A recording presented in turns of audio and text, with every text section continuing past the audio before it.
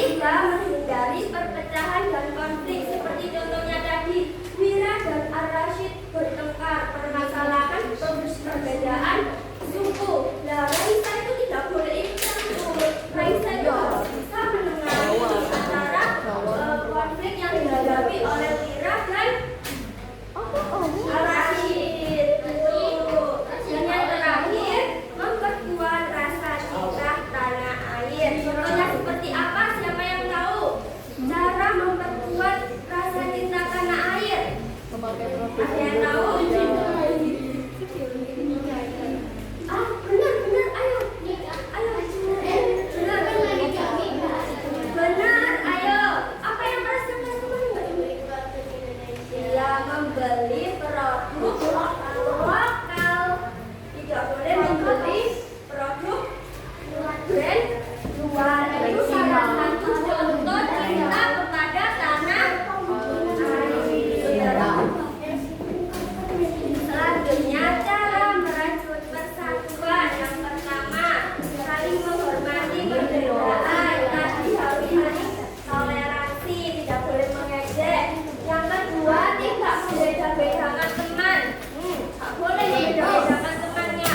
Kalau misalnya ada temannya yang ras kulitnya berbeda, itu tidak boleh diejek. Jadi harus menghargai. Yang ketiga, bekerja sama dan gotong royong. Tolong menolong antar bersama. Kalau temannya kesusahan yang ditolong, tidak boleh malah dibikin susah. Yang kelima, menggunakan bahasa Indonesia dengan baik. Digunakan bahasa Indonesianya dengan baik, tidak boleh berkata kasar. Harus memakai bahasa yang sopan dan baik. Dan yang terakhir, menghargai budaya daerah lain. Tidak boleh mengolok-olok budaya lain seperti kita yang ada di Jawa. Tidak boleh mengolok-olok budaya yang ada di Sunda. Tidak boleh membeda-bedakan budaya yang ada di Madura. Jadi itu harus saling menurut.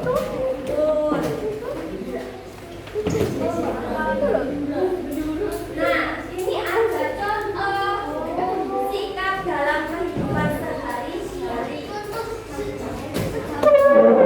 Yang pertama, ada di sekolah.